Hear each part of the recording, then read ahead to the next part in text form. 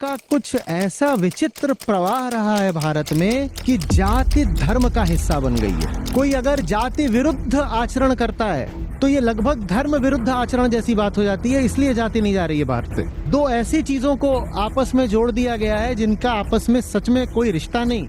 यहाँ श्री कृष्ण साफ साफ बोल रहे हैं, गीताकार साफ साफ कह रहे हैं। और साथ ही साथ एक ये हमेशा ख्याल आता है कि क्यों भारत में जाति कभी जाति ही नहीं है। वेद ब्रह्म की ओर इशारा करना चाहते हैं, तो अब ये एक नई चीज शुरू हो गई जो वेद ने कभी बोली ही नहीं है। वेद जो बात बोल रहा है वो आध्यात्मिक है, वेद उस दिशा से आते हैं। मनुस्मृति भी बुक ऑफ लॉ है, बुक ऑफ गॉड नहीं है अभी तक।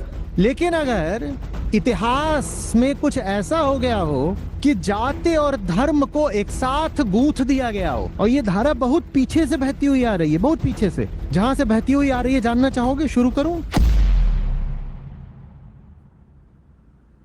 नमस्ते आचार्य जी। आचार्य जी, मेरा प्रश्न कास्ट बेस्ड डिस्क्रिमिनेशन के ऊपर है। उसके रिलेटेड मैं कुछ आर्टिकल्स पढ़ रहा था जो रिसेंटली हुए हैं। जैसे हमने एग्जांपल देखा कि चीफ जस्टिस ऑफ इंडिया पे जूते फेंके गए, और वो इसीलिए था क्योंकि वो एक दलित समाज, तथाकथित दलित समाज से आते हैं। साथ ही साथ एक आईपीएस ऑफिसर जो कि फिर से दलित समाज से आते हैं, उनके साथ बहुत सारा मेंटल हैरेसमेंट किया गया उन्हीं उन्हीं के सीनियर्स के द्वारा, और उनको टेम्पल्स में अलाउ नहीं करा, all because he was a Dalit.